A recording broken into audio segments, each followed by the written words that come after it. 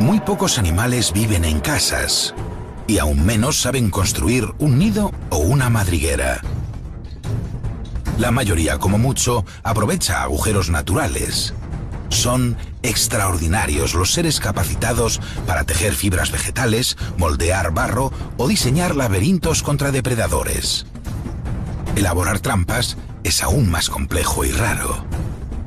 Ver cómo ciertas especies producen y usan increíbles materiales de construcción y descubrir que aplican orden y geometría a lo que debería ser solo orgánico y caótico nos estremece, porque nos muestra que la habilidad de usar herramientas no es solo nuestra. Hay otros arquitectos en el planeta. Especialmente se activan de noche. Hace tiempo que se ha puesto el sol en Brasil. Un tamandúa deambula despacio entre las ramas de los árboles. No tiene prisa, no tiene hambre, ya ha cenado. Sobre su pelo, centenares de termitas soldado, aún aferradas con rabia, indican que hace pocos minutos que el pequeño oso hormiguero atacó su colonia.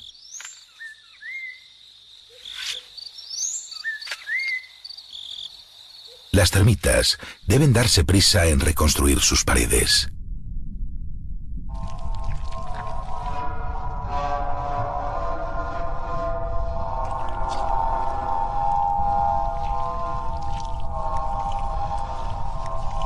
Han de tapar los huecos por los que pudieran entrar corrientes de aire y deben rehacer las paredes de su casa antes de que amanezca y los pájaros de la selva desayunen con ellas.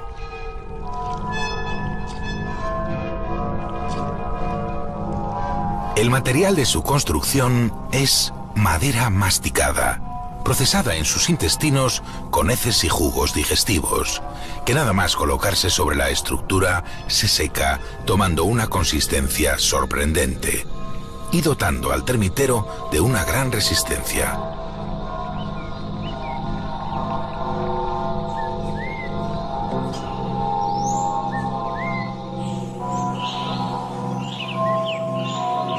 Algunas especies de termitas viven en los árboles.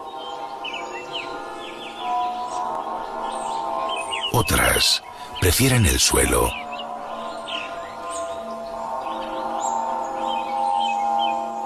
Desde las planicies de Sudamérica o Australia hasta las sabanas de África, los termiteros son un elemento fundamental para el equilibrio de los ecosistemas.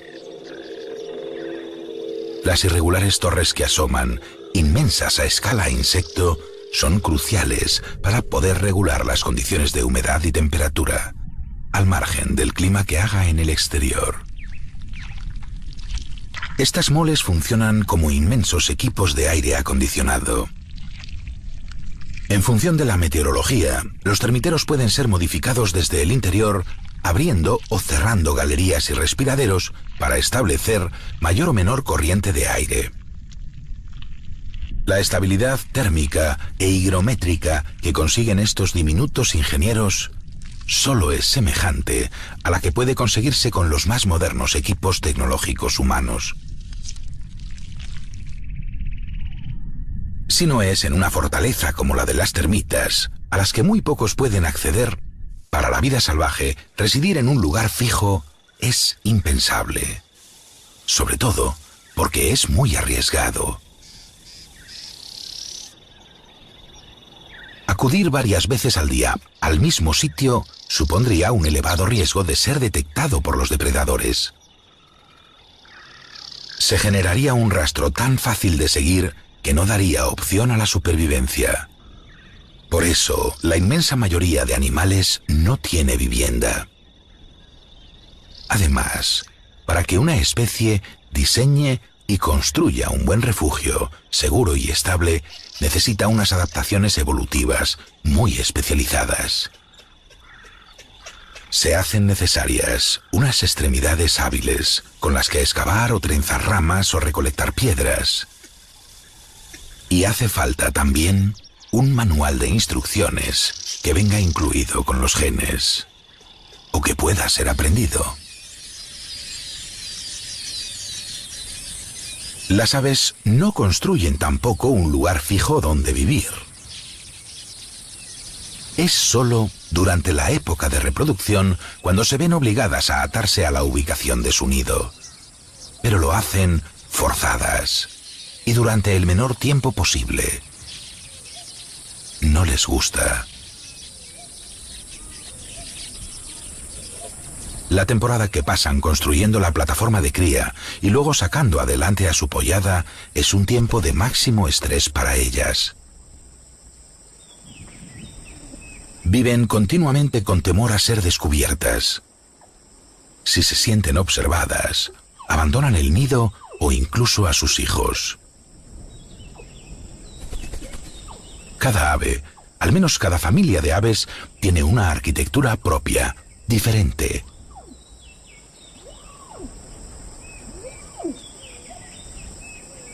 Algunos, como los pequeños mitos, construyen con materiales tan sofisticados como la seda de las arañas o los líquenes.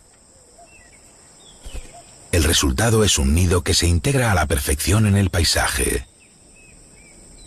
Podría parecer madera recubierta naturalmente. Aunque lo que busca la especie es pasar inadvertida, no crear un nuevo diseño más ecológico.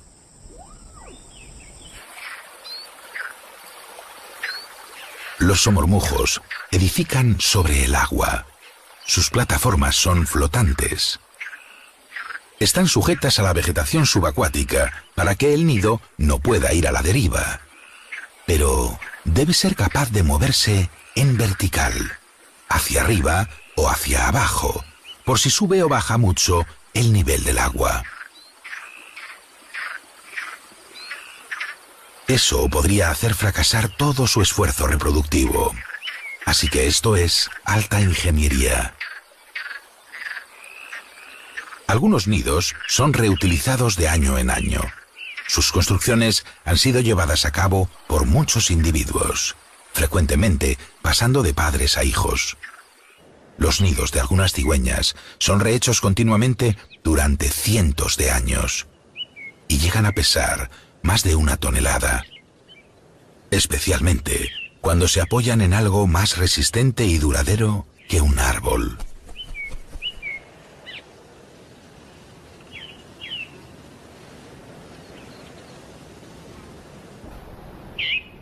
A pesar de la increíble variedad de técnicas y construcciones distintas que las 10.000 especies de aves fabrican, muchas de ellas optan por la solución más primaria: aprovechar lo que la naturaleza ofrece.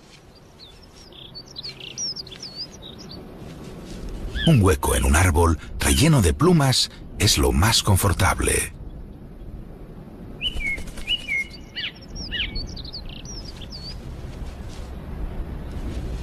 Y si eligen bien el tamaño de la entrada, nadie más podrá atacarles en su interior.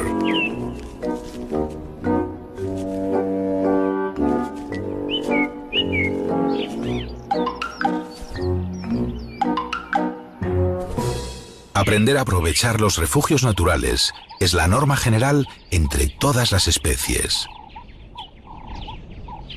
Por un lado, manda la ley del mínimo esfuerzo, es decir, no hacer nada que no sea imprescindible.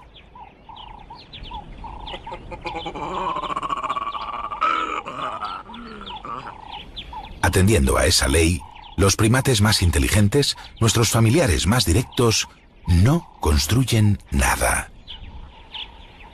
Los chimpancés o los gorilas llegan en ocasiones a hacerse una sencilla cama de hojas desechable, pero solo eso. Los primates, con todo su desarrollo intelectual y social, no construyen.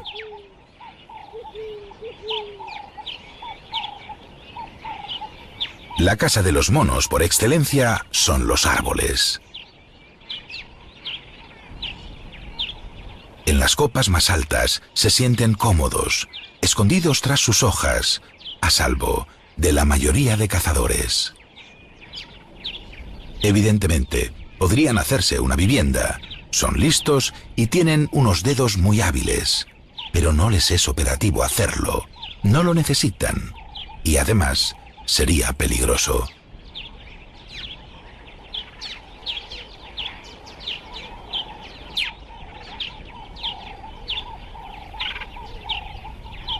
La construcción de un nido puede convertirse en una trampa para quien lo hace.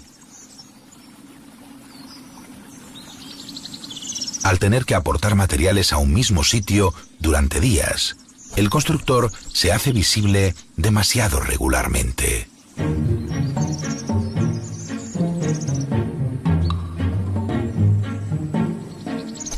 El trabajo puede complicar mucho hasta la capacidad de movimiento. Algunos elementos de la obra son complicados de transportar y se enganchan en cualquier sitio.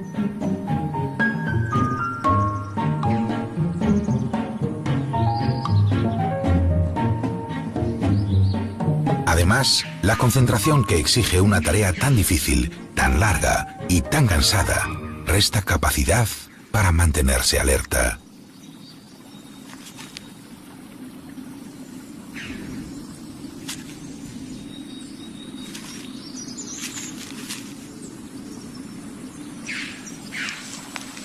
Cuando un ave trabaja en su nido, puede estar cavando su propia tumba.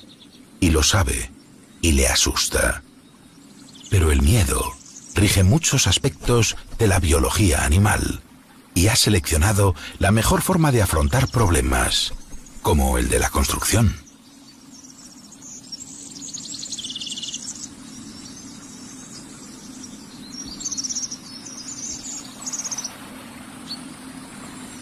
En este caso, el miedo ha llevado evolutivamente a las garcillas a congregarse en colonias de cría. Rodeadas de las de su propia especie, se sienten más seguras, y lo están de hecho.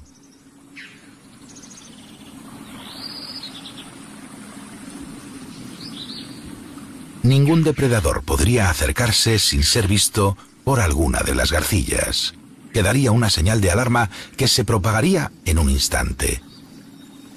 La presencia de un intruso podría desencadenar incluso un ataque del grupo. Así que es improbable que cualquier cazador potencial de pollos de garcilla se acercase por aquí. Que estén más a salvo no quiere decir que estén más tranquilas. El número aporta seguridad, pero también muchas tensiones debidas a una convivencia tan estrecha.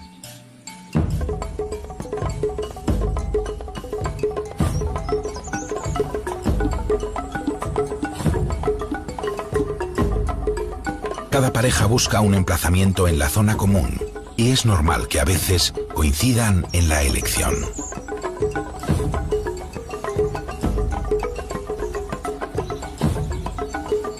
A pesar de las riñas con los vecinos, una de las mejores opciones para minimizar los peligros en la etapa reproductiva es construir junto a otros, sean de tu misma estirpe o no. Algunas aves, como este ave toro, prefieren criar sin tener que soportar a otros de su misma especie alrededor. Pero valora no estar solo y se aprovecha de lo que le aportan las garcillas. Su estrategia tiene las ventajas de la cría comunal sin tener que convivir con sus congéneres. No es el único que piensa así. Especies solitarias o gregarias se congregan en los mismos árboles buscando ser muchos. Las tasas de éxito de cría y supervivencia en estas pajareras son muy elevadas. No hay más pajareras porque es difícil encontrar lugares que reúnan los requisitos de un asentamiento tan numeroso.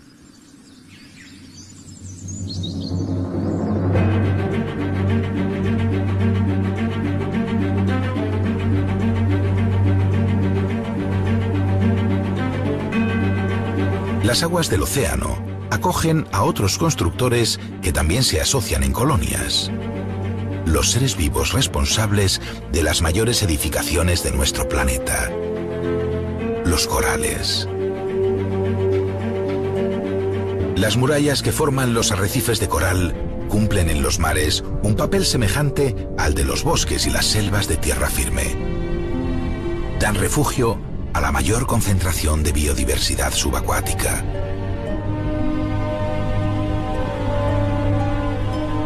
Los pólipos vivos de coral se encuentran solo en la capa superficial de la estructura. Están fijados unos a otros mediante una cuna de carbonato cálcico que cada individuo segrega poco a poco durante su vida. Un pólipo es un animal muy pequeño, parecido a una anémona, con tentáculos que se disponen alrededor de su boca.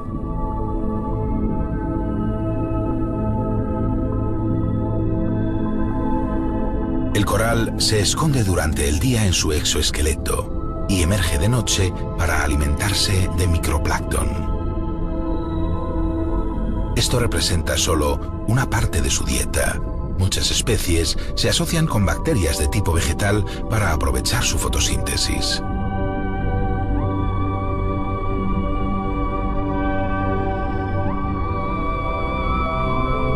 A medida que se desgastan y mueren las generaciones de colonias de coral, sus esqueletos molidos forman una parte importante de la arena del fondo del mar.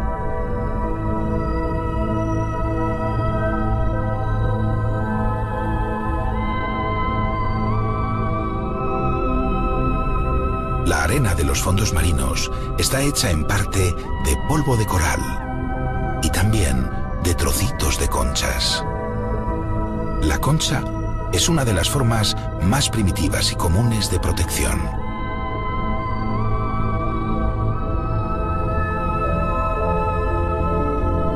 Aunque el cangrejo ermitaño no sabe fabricarla. Él tiene que robársela a un molusco. El único problema es que, evidentemente, la concha no crece con él como crece la de un caracol. Así que, cuando un cangrejo ermitaño ha comido mucho y su cuerpo se prepara para realizar una muda de exoesqueleto que le permita ser más grande, debe buscar una concha nueva en la que quepa.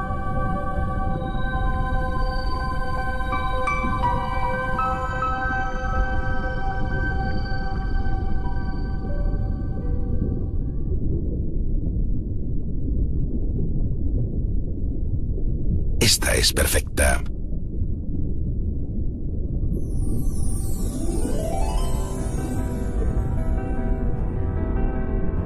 El ermitaño no es ningún constructor, solo ha copiado la idea.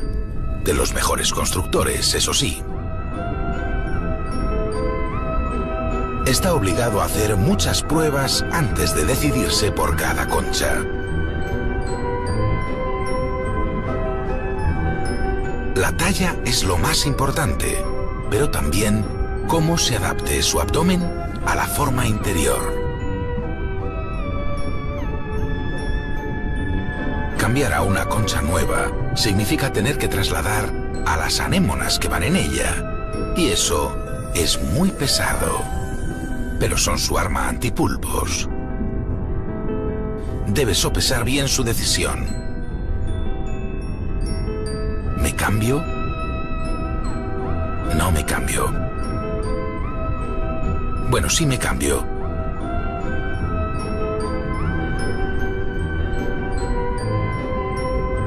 Definitivamente. Ya no sé si esta era la nueva o la vieja. No, aquí no hay anémonas, pero me quedo aquí. De momento.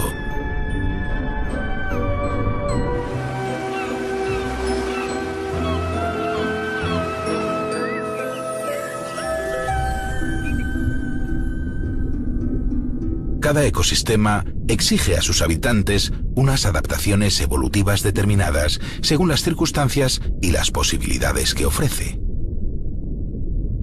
Los peces de los arrecifes tenían tantos huecos y escondrijos a su disposición entre los corales y las rocas que nunca tuvieron que esforzarse por construir nada.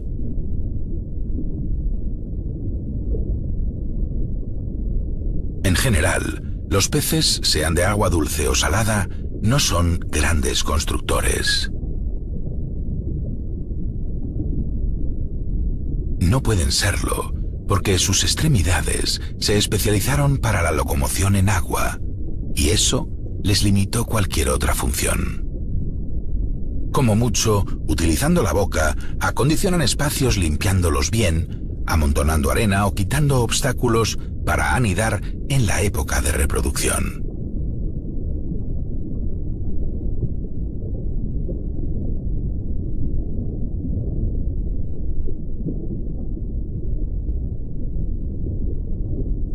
Además de la poca versatilidad de sus aletas, el movimiento del agua tampoco contribuye ni a la estabilidad ni a la durabilidad de una construcción estable en este medio. Quizá por eso hay muy pocas especies de peces a las que les merezca la pena hacerse una vivienda.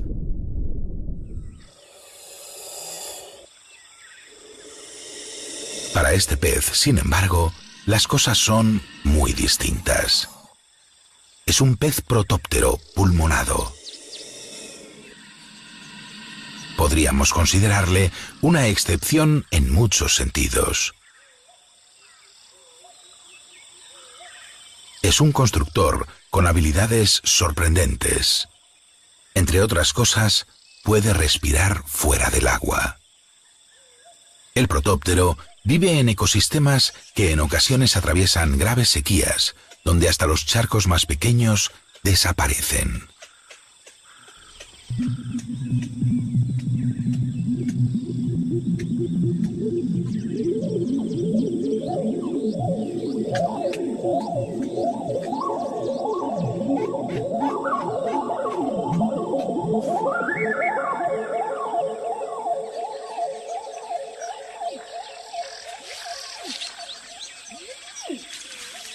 Su opción, entonces, no es caminar en busca de agua.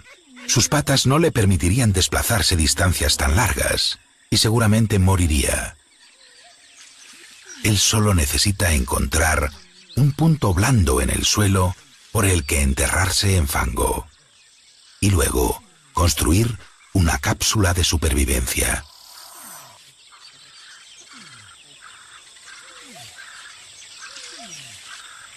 Lo primero que debe hacer el protóptero, sin embargo, es adaptarse al cambio de atmósfera, que ha pasado de ser líquida a ser gaseosa.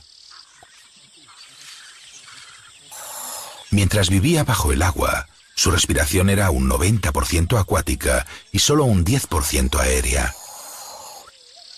Ahora debe invertir esa estrategia para conseguir el oxígeno que necesita. Debe pasar rápidamente a respirar un 100% del aire. Y sus pulmones aún están algo atrofiados por la falta de uso.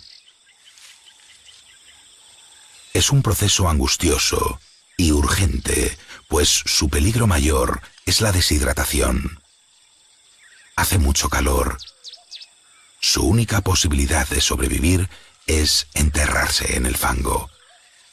Sus aletas no le van a servir de ayuda. Su única herramienta es la cabeza. El pez protóptero no excava, no tiene con qué. Él solo entra, empujando con todas sus fuerzas, respirando todo lo que puede.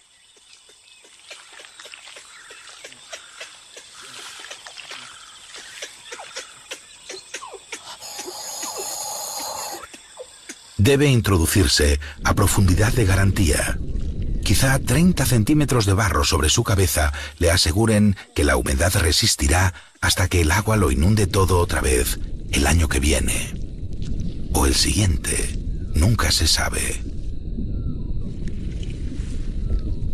Poco a poco alcanza la profundidad que su instinto le dicta, pero el esfuerzo le exige más oxígeno.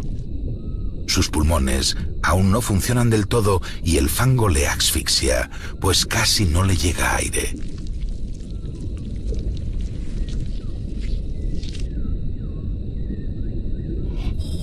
Está extenuado. Se toma un respiro agónico. Ha llegado donde necesitaba. Ahora, con estas convulsiones de su cuerpo, compacta las paredes de su cubículo, dotándolas de resistencia y habilitando un poco de espacio a su alrededor para que el aire circule mínimamente. Su cápsula está casi terminada. Ahora descansará y su metabolismo se irá ralentizando poco a poco, hasta que su organismo se pare casi por completo, sin gastos, sin sensaciones,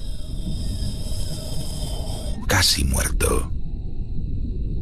Su piel producirá una gruesa mucosa que al irse secando le aislará aún más de las condiciones. Enterrado vivo, podrá esperar las próximas lluvias.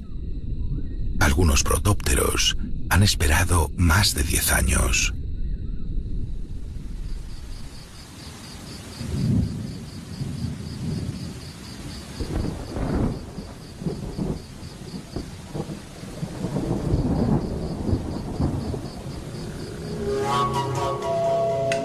La hormiga león también se entierra. Antes de convertirse en algo parecido a una libélula, pasará bajo tierra los próximos 5 años. Durante ese tiempo, construirá miles de veces la misma trampa. Una de las más sobrecogedoras del reino animal. No obstante, su destreza no mejorará con el tiempo. El manual de instrucciones está escrito en sus genes. Por eso, si no cambia de ubicación, su primera obra será casi idéntica a la última.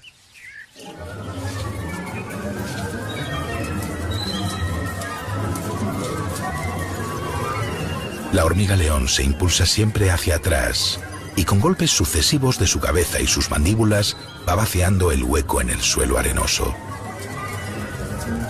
Describe espirales perfectas, profundizando cada vez un poco más. Su movimiento mecánico genera al final un cono.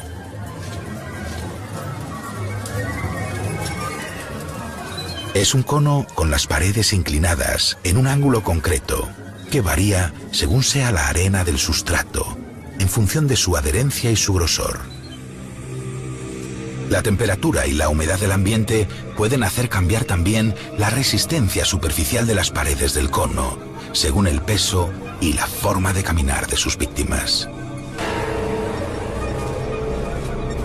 Pero la hormiga león sabe cómo garantizar sus capturas. La pelea no es larga y siempre gana el mismo. Las hormigas son presas sufridas. Para ellas, la ventaja de vivir en sociedad es que la muerte de un individuo o de unos pocos no provoca daños graves a la colonia. Lo que define a los insectos sociales no es que una gran cantidad de ejemplares vivan juntos, sino que exista una diversificación entre los componentes de la sociedad, según las funciones que realizan. Entre las hormigas hay sobre todo soldados y obreras. Estos son casi todo obreras, trabajando. Los soldados son los más grandes. Alguno de vez en cuando también ayuda además de vigilar.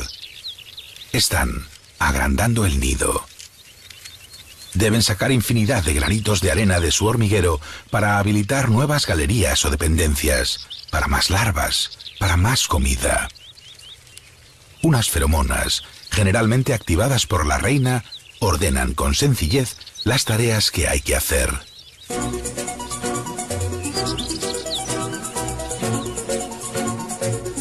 El orden regido por la química es infalible.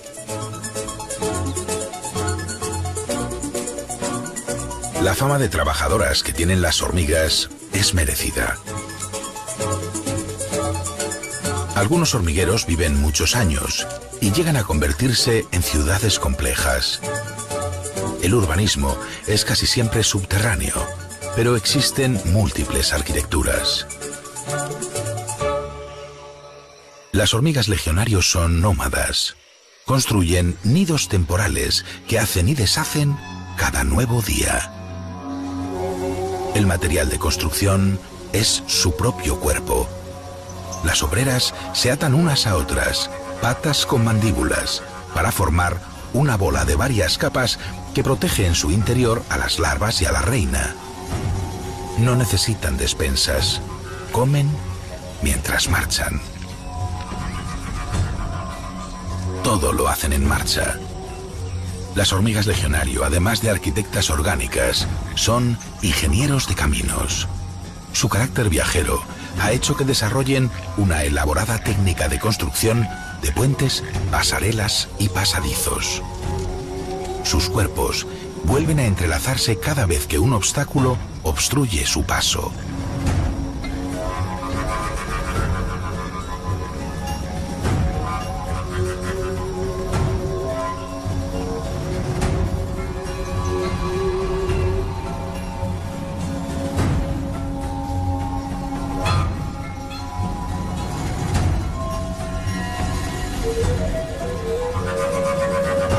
Incontables obreras van alfombrando el suelo de la selva para favorecer la velocidad de crucero de toda la colonia.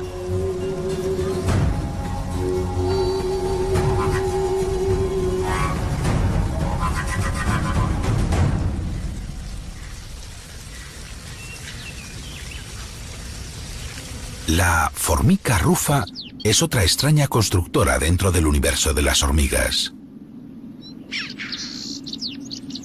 Sus hormigueros tampoco son subterráneos, están sobre la superficie, aunque siempre sumergidos en el interior de un bosque. Cuando las hormigas de la madera están activas, las obreras aportan continuamente material vegetal a su nido, formando un enorme montón de hasta 1 metro de altura. Estas construcciones mantienen en el interior una temperatura constante. Funcionan como los hormigueros del subsuelo, pero además, como los termiteros, son más fáciles de termorregular. Abriendo o cerrando ventanas y puertas, estas hormigas controlan sencillamente la temperatura de su casa, según sea invierno o verano, de día y de noche.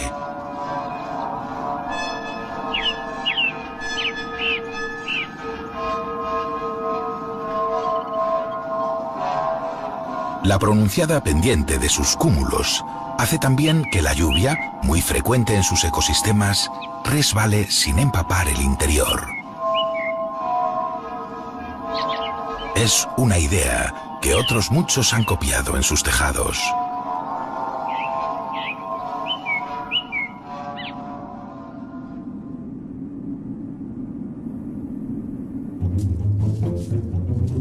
Probablemente excavar sea la manera más generalizada de fabricar una madriguera. Solo requiere un poco de esfuerzo continuado y tener unas manos con uñas o unas patas ágiles y resistentes y saber cómo moverlas, claro. También es imprescindible experiencia para localizar un terreno idóneo que no se desmorone a la primera de cambio, porque si no, podría estarse excavando la propia tumba. O sea, que excavar es sencillo, pero hacer una madriguera, no. Nada es fácil en la naturaleza. Y hay un problema añadido con las viviendas en el suelo. Muchos animales pueden localizarte.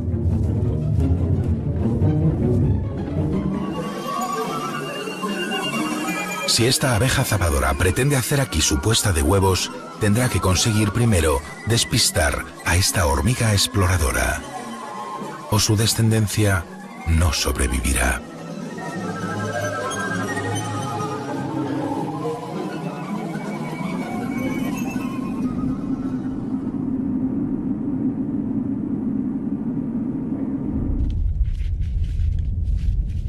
Entre los mamíferos, hay varias familias que también saben horadar el suelo. No son construcciones que podamos distinguir por su sofisticación, pero algunos roedores llegan a construir interminables galerías.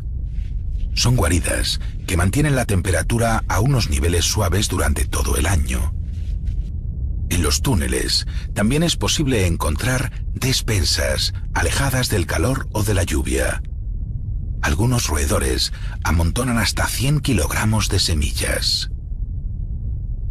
Y hay estudios que defienden que ciertos pasadizos están diseñados para reconducir y desviar los torrentes repentinos de agua que pueden provocar las tormentas. Las madrigueras más largas y complejas también pueden funcionar en parte a modo de laberinto defensivo.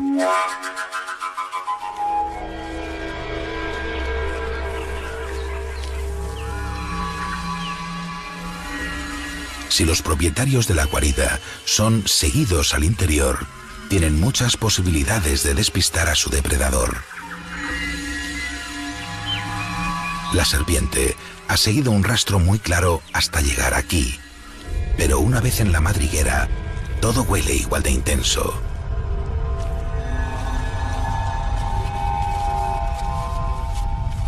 Está a oscuras y no conoce el terreno. El roedor juega en casa y se puede mover más deprisa que su atacante. Y tiene más de una salida.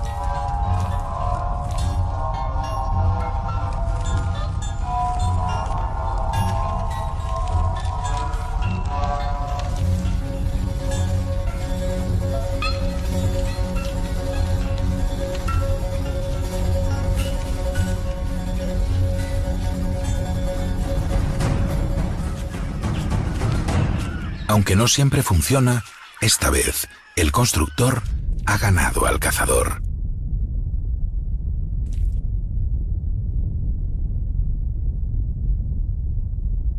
En general, ni peces, ni reptiles, ni anfibios, ni siquiera entre mamíferos encontramos arquitectos o ingenieros de gran talla. El castor es la superexcepción. Se trata de un constructor muy técnico, capaz de realizar enormes obras de ingeniería. Podríamos creer que sus enormes dientes, que nunca dejan de crecer, o sus poderosos músculos maseteros, que pueden tumbar a mordiscos cualquier árbol, son sus adaptaciones clave. Pero es con su cerebro con lo que proyecta los diques y presas que alteran los cursos de agua en los ecosistemas donde habita. La presencia de castores ofrece a muchas especies nuevas posibilidades evolutivas. Y no es más que un roedor.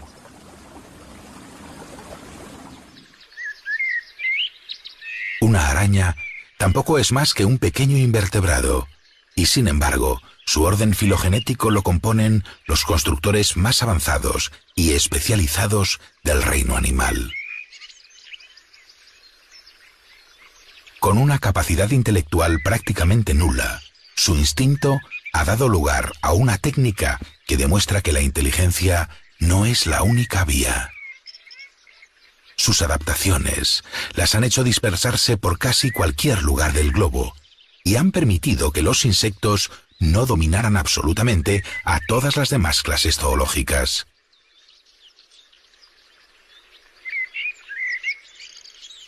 Todos debemos en parte la existencia a las arañas, y éstas deben su triunfo a sus telas. Una enorme argiope está iniciando su proceso constructivo.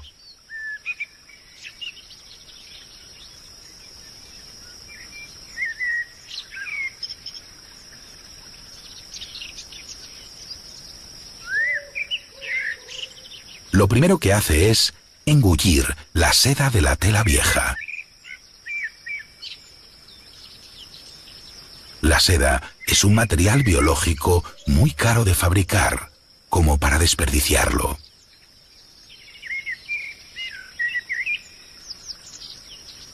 La digestión de estos viejos hilos es de una eficacia increíble.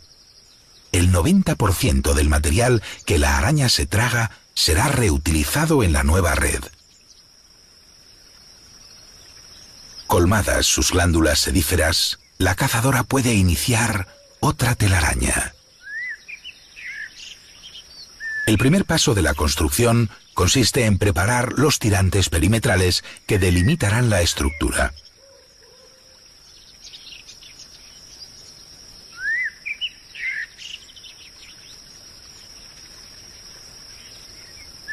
Su orientación depende de microcorrientes de aire que la araña percibe con las vellosidades que recubren su exoesqueleto. Ahora empieza a tirar los radios de la trampa.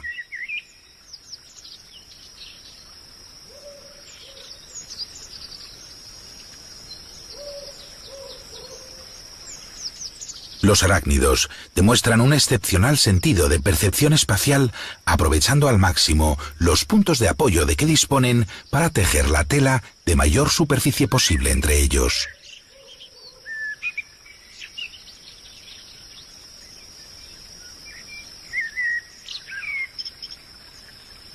La araña cose en el centro de la red su colgadero.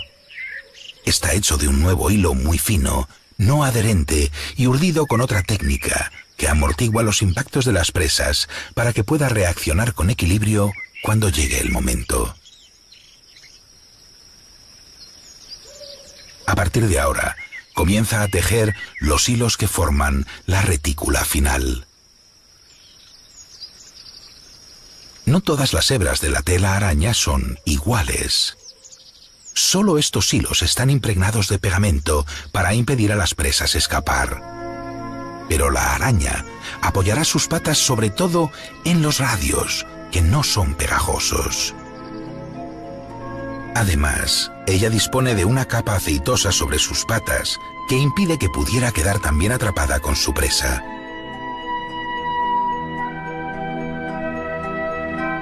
El paso de malla no es caprichoso. La distancia que deja entre los hilos de la cuadrícula está determinada en función de la experiencia reciente que la araña tiene sobre las presas que abundan en ese momento en su hábitat. La seda está constituida por proteínas combinadas molecularmente de tal modo que son más elásticas y más resistentes que un hilo de acero que tuviera la misma sección.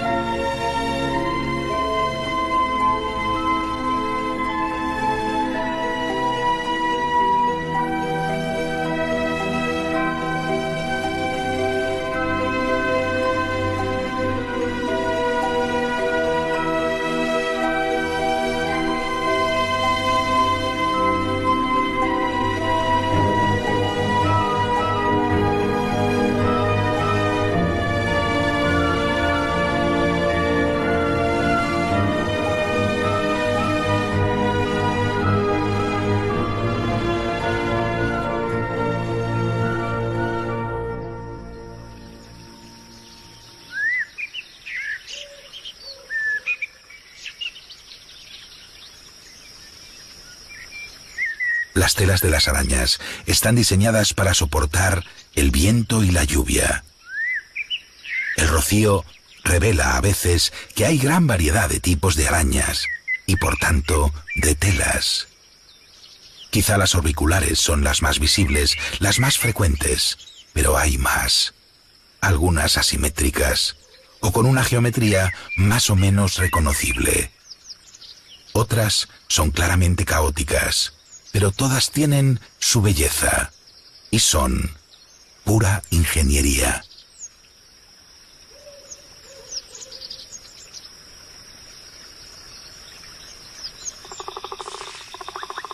Aunque no todas las trampas de las arañas son de red.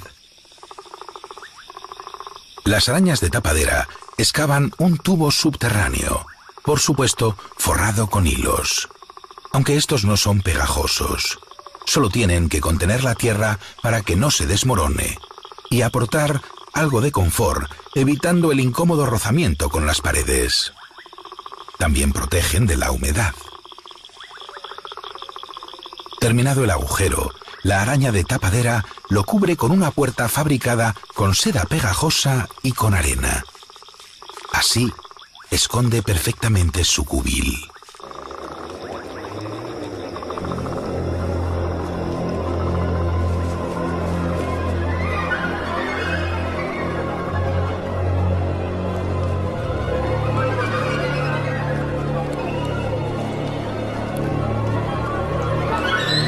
Nadie es capaz de distinguir la abertura. La constructora ha dejado varios hilos finísimos alrededor de la puerta que entran en la trampa para transmitir vibraciones de pisadas. Quizá la única construcción que puede rivalizar en importancia con las sedas de las arañas es el hexágono. El polígono que se dibuja en todos los panales de las avispas o de las abejas. Avispas y abejas en realidad tienen poco más en común que esta estructura constructiva. A diferencia de las abejas, las avispas son insectos carnívoros, con una cintura envidiable y capaces de picar repetidas veces. Su obra es en general más pequeña y sencilla. Los hexágonos de las avispas están hechos de papel y cartón, madera masticada, y quedan inservibles después de cada temporada. Los panales de las abejas pueden perdurar décadas, indefinidamente. Están hechos de cera, un líquido que segregan los individuos jóvenes, que se endurece con el aire. En su composición se incluyen hasta 7 tipos de antibióticos.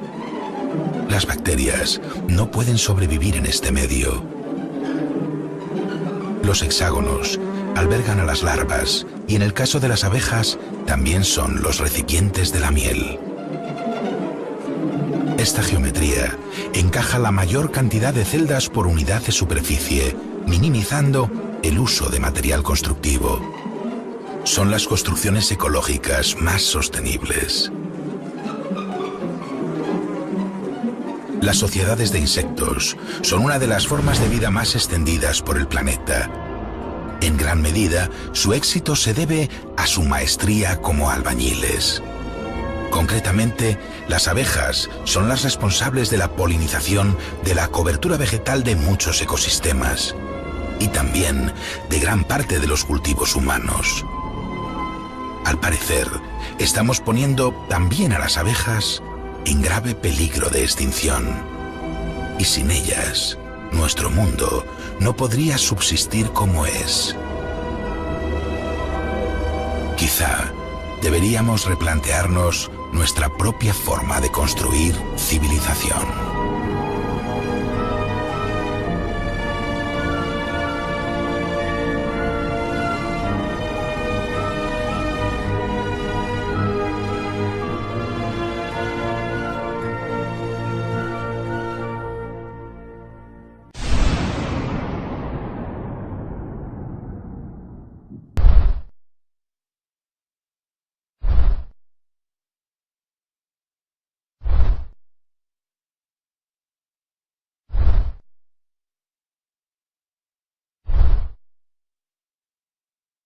Insectos sociales no es que una gran cantidad de ejemplares vivan juntos, sino que exista una diversificación entre los componentes de la sociedad según las funciones que realizan. Entre las hormigas hay sobre todo soldados y obreras. Estos son casi todo obreras, trabajando. Los soldados son los más grandes. Alguno de vez en cuando también ayuda además de vigilar. Están agrandando el nido. Deben sacar infinidad de granitos de arena de su hormiguero para habilitar nuevas galerías o dependencias, para más larvas, para más comida.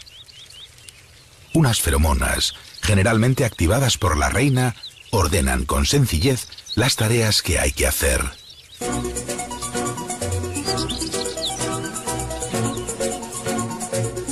El orden regido por la química es infalible.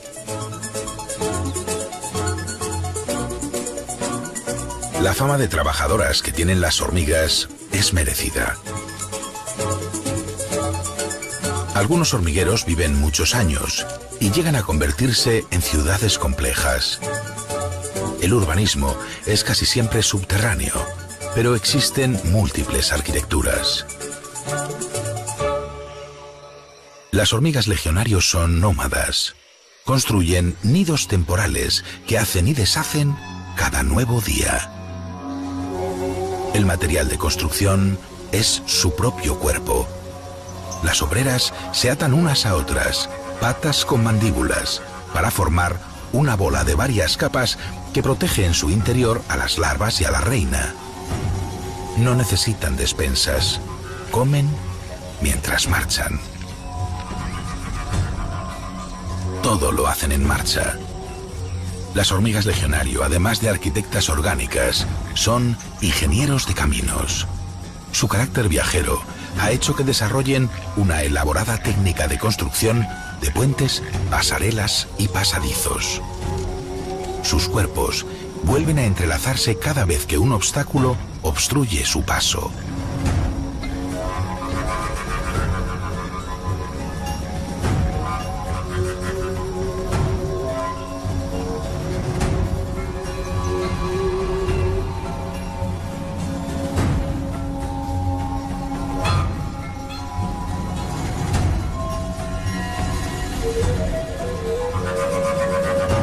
Incontables obreras van alfombrando el suelo de la selva para favorecer la velocidad de crucero de toda la colonia. Cada nuevo día. El material de construcción es su propio cuerpo. Las obreras se atan unas a otras, patas con mandíbulas, para formar una bola de varias capas que protege en su interior a las larvas y a la reina. No necesitan despensas. Comen mientras marchan. Todo lo hacen en marcha. Las hormigas legionario, además de arquitectas orgánicas, son ingenieros de caminos. Su carácter viajero ha hecho que desarrollen una elaborada técnica de construcción de puentes, pasarelas y pasadizos. Sus cuerpos vuelven a entrelazarse cada vez que un obstáculo obstruye su paso.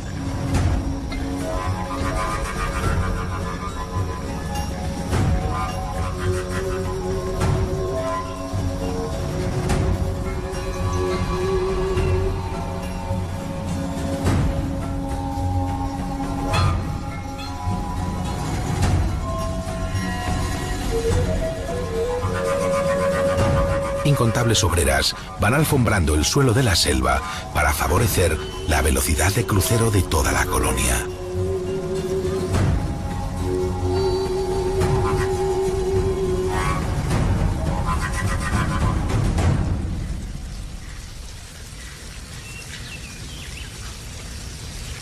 La formica rufa es otra extraña constructora dentro del universo de las hormigas. Sus hormigueros tampoco son subterráneos, están sobre la superficie, aunque siempre sumergidos en el interior de un bosque. Cuando las hormigas de la madera están activas, las obreras aportan continuamente material vegetal a su nido, formando un enorme montón de hasta 1 metro de altura. Estas construcciones mantienen en el interior una temperatura constante. Funcionan como los hormigueros del subsuelo, pero además, como los termiteros, son más fáciles de termorregular. Abriendo o cerrando ventanas y puertas, estas hormigas controlan sencillamente la temperatura de su casa, según sea invierno o verano, de día y de noche.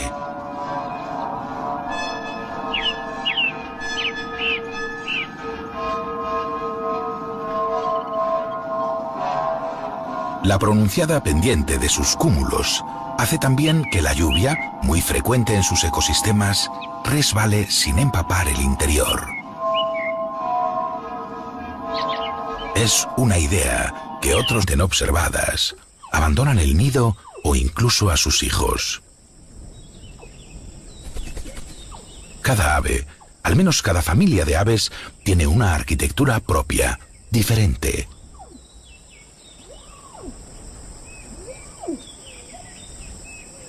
Algunos, como los pequeños mitos, construyen con materiales tan sofisticados como la seda de las arañas o los líquenes. El resultado es un nido que se integra a la perfección en el paisaje. Podría parecer madera recubierta naturalmente. Aunque lo que busca la especie es pasar inadvertida, no crear un nuevo diseño más ecológico.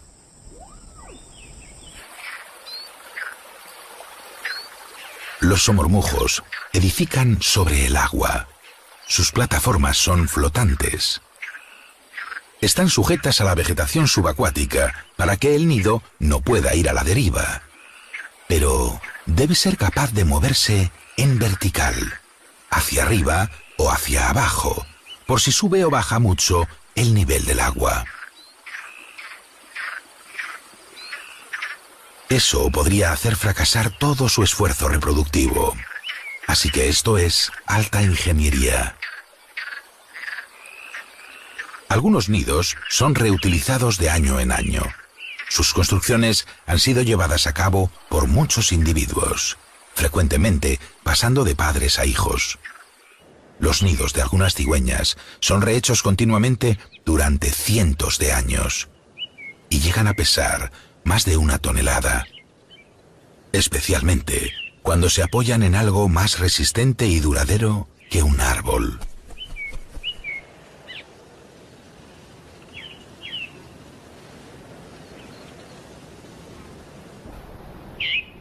A pesar de la increíble variedad de técnicas y construcciones distintas que las 10.000 especies de aves fabrican, muchas de ellas optan por la solución más primaria: aprovechar lo que la naturaleza ofrece. Un hueco en un árbol relleno de plumas es lo más confortable.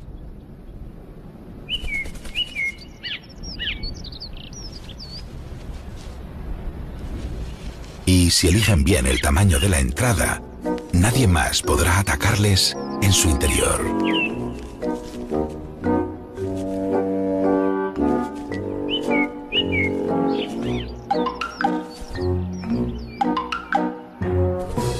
Aprender a aprovechar los refugios naturales es la norma general entre todas las especies. Y los están impregnados de pegamento para impedir a las presas escapar. Pero la araña apoyará sus patas sobre todo en los radios, que no son pegajosos. Además, ella dispone de una capa aceitosa sobre sus patas que impide que pudiera quedar también atrapada con su presa.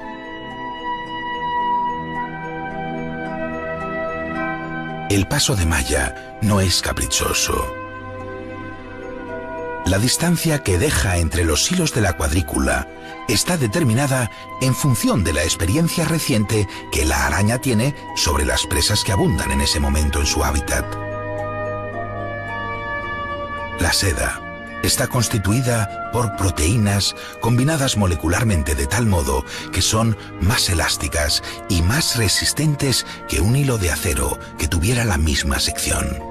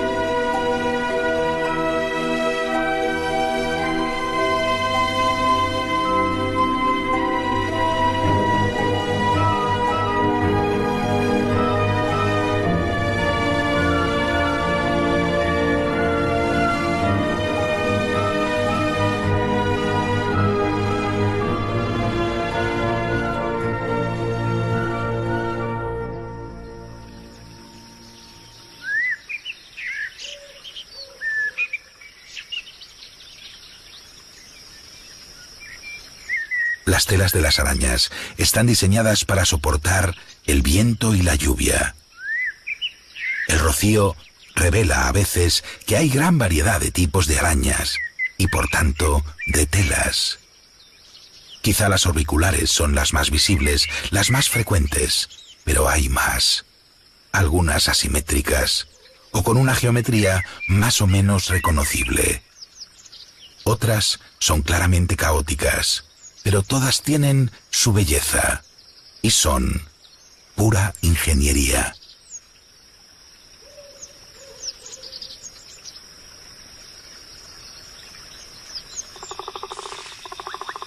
Aunque no todas las trampas de las arañas son de red. Las arañas de tapadera excavan un tubo subterráneo, por supuesto forrado con hilos. Aunque estos no son pegajosos, solo tienen que consistencia superficial de las paredes del cono, según el peso y la forma de caminar de sus víctimas. Pero la hormiga león sabe cómo garantizar sus capturas. La pelea no es larga y siempre gana el mismo. Las hormigas son presas sufridas. Para ellas, la ventaja de vivir en sociedad es que la muerte de un individuo o de unos pocos no provoca daños graves a la colonia.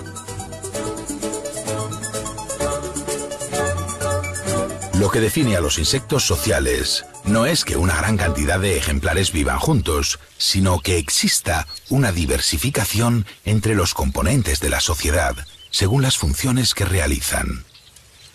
Entre las hormigas hay sobre todo soldados y obreras. Estos son casi todo obreras, trabajando.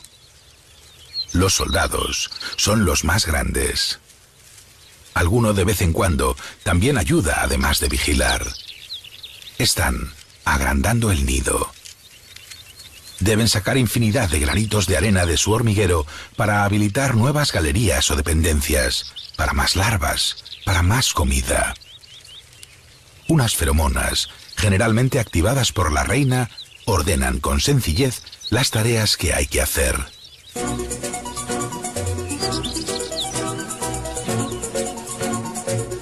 El orden regido por la química es infalible.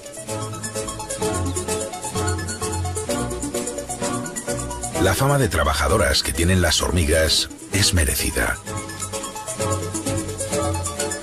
Algunos hormigueros viven muchos años y llegan a convertirse en ciudades complejas. El urbanismo es casi siempre subterráneo, pero existen múltiples arquitecturas. Las hormigas legionarios son nómadas.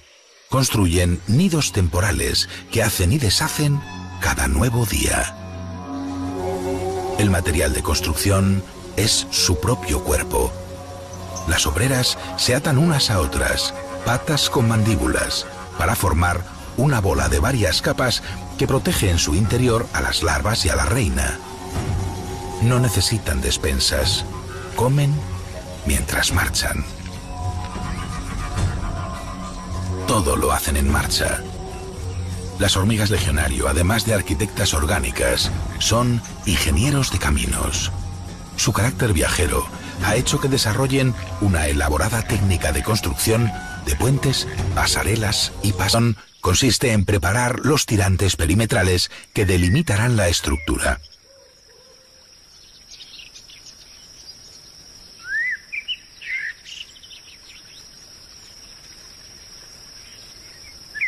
Su orientación depende de microcorrientes de aire que la araña percibe con las vellosidades que recubren su exoesqueleto.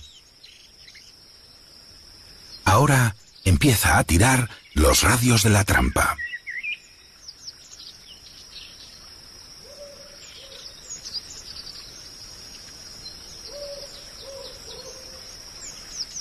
Los arácnidos demuestran un excepcional sentido de percepción espacial, aprovechando al máximo los puntos de apoyo de que disponen para tejer la tela de mayor superficie posible entre ellos.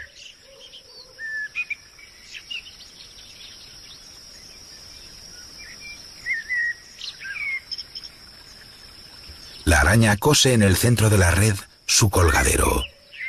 Está hecho de un nuevo hilo muy fino, no adherente y urdido con otra técnica que amortigua los impactos de las presas para que pueda reaccionar con equilibrio cuando llegue el momento. A partir de ahora, comienza a tejer los hilos que forman la retícula final. No todas las hebras de la tela araña son iguales. Solo estos hilos están impregnados de pegamento para impedir a las presas escapar. Pero la araña apoyará sus patas sobre todo en los radios, que no son pegajosos. Además, ella dispone de una capa aceitosa sobre sus patas que impide que pudiera quedar también atrapada con su presa.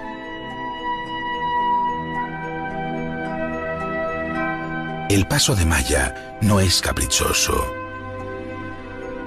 La distancia que deja entre los hilos de la cuadrícula está determinada en función de la experiencia reciente que la araña tiene sobre las presas que abundan en ese momento en su hábitat. La seda está constituida por proteínas combinadas molecularmente de tal modo que son más elásticas y más resistentes que un hilo de acero que tuviera la misma sección.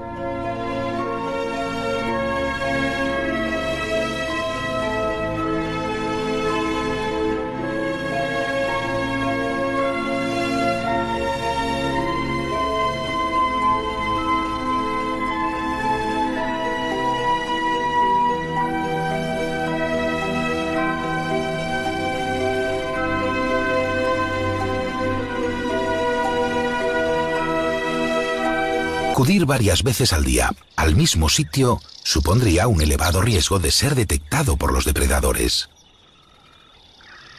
Se generaría un rastro tan fácil de seguir que no daría opción a la supervivencia. Por eso, la inmensa mayoría de animales no tiene vivienda. Además, para que una especie diseñe y construya un buen refugio, seguro y estable, necesita unas adaptaciones evolutivas muy especializadas.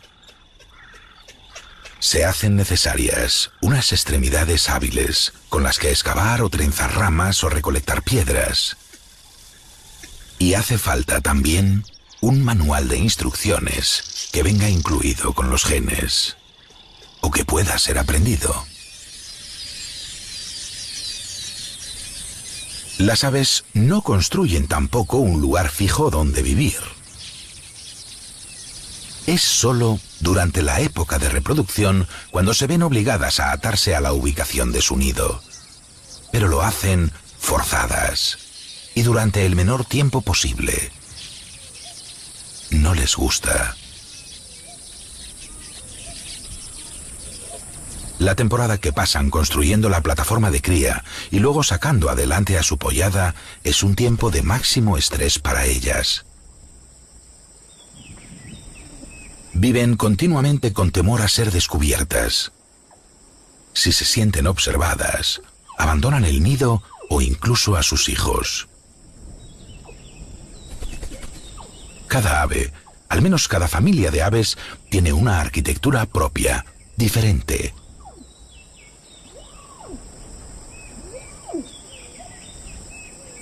Algunos, como los pequeños mitos, construyen con materiales tan sofisticados como la seda de las arañas o los líquenes. El resultado es un nido que se integra a la perfección en el paisaje. Podría parecer madera recubierta naturalmente.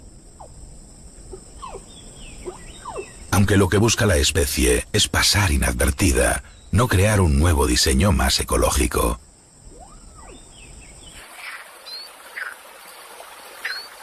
Los somormujos edifican sobre el agua. Sus plataformas son flotantes.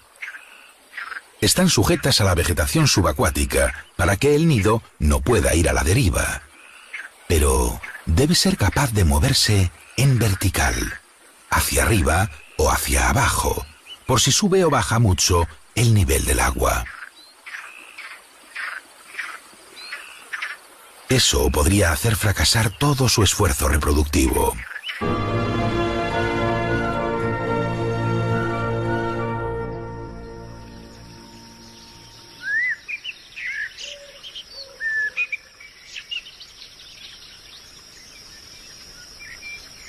Las telas de las arañas están diseñadas para soportar el viento y la lluvia. El rocío revela a veces que hay gran variedad de tipos de arañas y, por tanto, de telas. Quizá las orbiculares son las más visibles, las más frecuentes, pero hay más. Algunas asimétricas o con una geometría más o menos reconocible.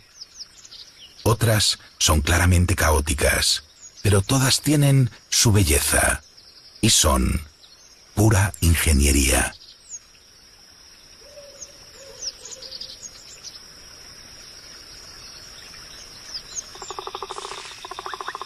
Aunque no todas las trampas de las arañas son de red. Las arañas de tapadera excavan un tubo subterráneo, por supuesto forrado con hilos. Aunque estos no son pegajosos, solo tienen que contener la tierra para que no se desmorone y aportar algo de confort, evitando el incómodo rozamiento con las paredes. También protegen de la humedad. Terminado el agujero, la araña de tapadera lo cubre con una puerta fabricada con seda pegajosa y con arena. Así, esconde perfectamente su cubil.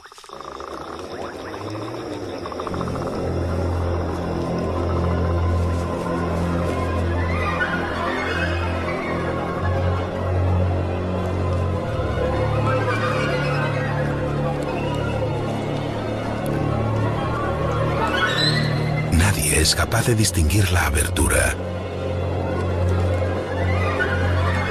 La constructora ha dejado varios hilos finísimos alrededor de la puerta que entran en la trampa para transmitir vibraciones de pisadas. Quizá la única construcción que puede rivalizar en importancia con las sedas de las arañas es el hexágono. El polígono que se dibuja en todos los panales de las avispas o de las abejas. Avispas y abejas en realidad tienen poco más en común que esta estructura constructiva. A diferencia de las abejas, las avispas son insectos carnívoros, con una cintura envidiable y capaces de picar repetidas veces. Su obra es en general más pequeña y sencilla, experiencia reciente que la araña tiene sobre las presas que abundan en ese momento en su hábitat. La seda está constituida por proteínas combinadas molecularmente de tal modo que son más elásticas y más resistentes que un hilo de acero que tuviera la misma sección.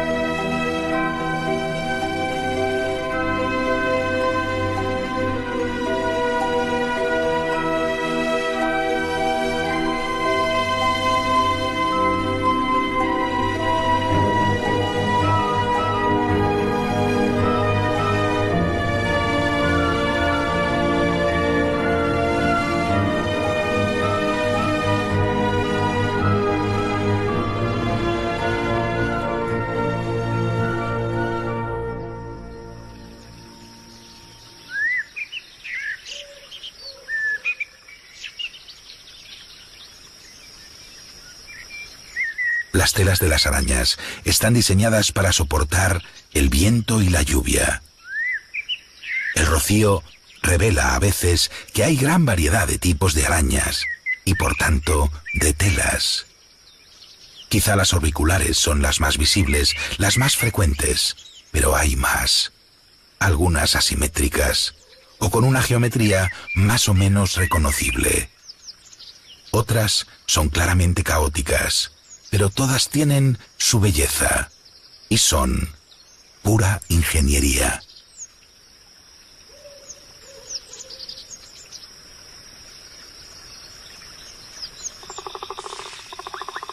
Aunque no todas las trampas de las arañas son de red. Las arañas de tapadera excavan un tubo subterráneo, por supuesto forrado con hilos. Aunque estos no son pegajosos, solo tienen que contener la tierra para que no se desmorone y aportar algo de confort, evitando el incómodo rozamiento con las paredes. También protegen de la humedad. Terminado el agujero, la araña de tapadera lo cubre con una puerta fabricada con seda pegajosa y con arena. Así, esconde perfectamente su cubil.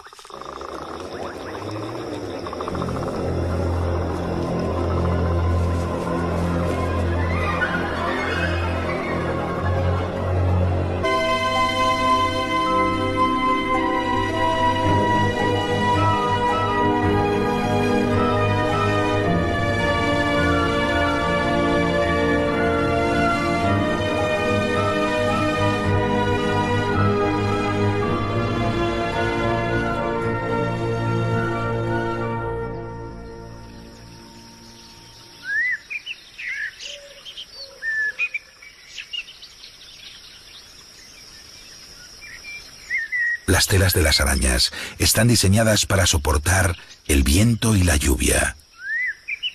El rocío revela a veces que hay gran variedad de tipos de arañas y, por tanto, de telas.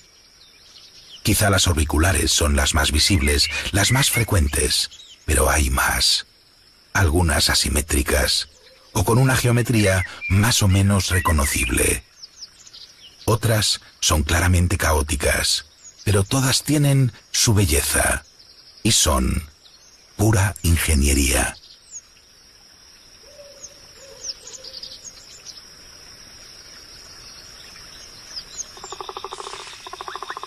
Aunque no todas las trampas de las arañas son de red. Las arañas de tapadera excavan un tubo subterráneo, por supuesto forrado con hilos.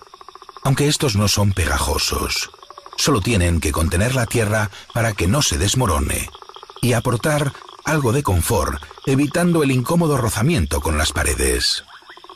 También protegen de la humedad. Terminado el agujero, la araña de tapadera lo cubre con una puerta fabricada con seda pegajosa y con arena. Así, esconde perfectamente su cubil.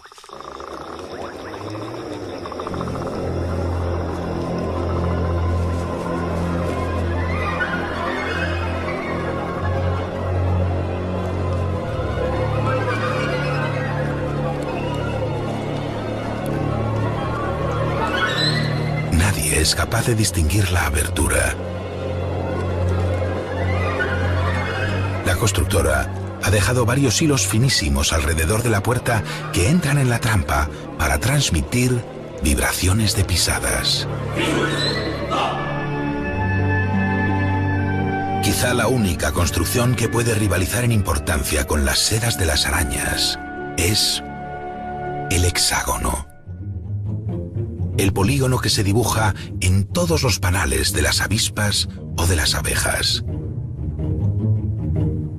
Avispas y abejas en realidad tienen poco más en común que esta estructura constructiva, vivamente a las garcillas a congregarse en colonias de cría.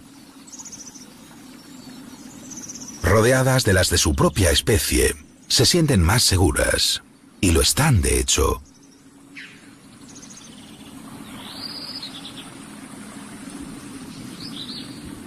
Ningún depredador podría acercarse sin ser visto por alguna de las garcillas, que daría una señal de alarma que se propagaría en un instante. La presencia de un intruso podría desencadenar incluso un ataque del grupo. Así que es improbable que cualquier cazador potencial de pollos de garcilla se acercase por aquí. Que estén más a salvo no quiere decir que estén más tranquilas. El número aporta seguridad, pero también muchas tensiones debidas a una convivencia tan estrecha.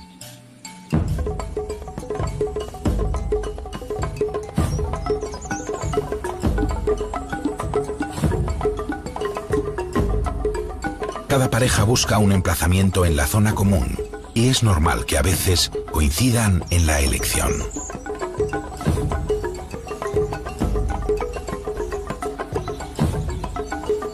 A pesar de las riñas con los vecinos, una de las mejores opciones para minimizar los peligros en la etapa reproductiva es construir junto a otros, sean de tu misma estirpe o no. Algunas aves, como este ave toro, prefieren criar sin tener que soportar a otros de su misma especie alrededor. Pero valora no estar solo y se aprovecha de lo que le aportan las garcillas. Su estrategia tiene las ventajas de la cría comunal sin tener que convivir con sus congéneres. No es el único que piensa así. Especies solitarias o gregarias se congregan en los mismos árboles buscando ser muchos. Las tasas de éxito de cría y supervivencia en estas pajareras son muy elevadas. No hay más pajareras porque es difícil encontrar lugares que reúnan los requisitos de un asentamiento tan numeroso.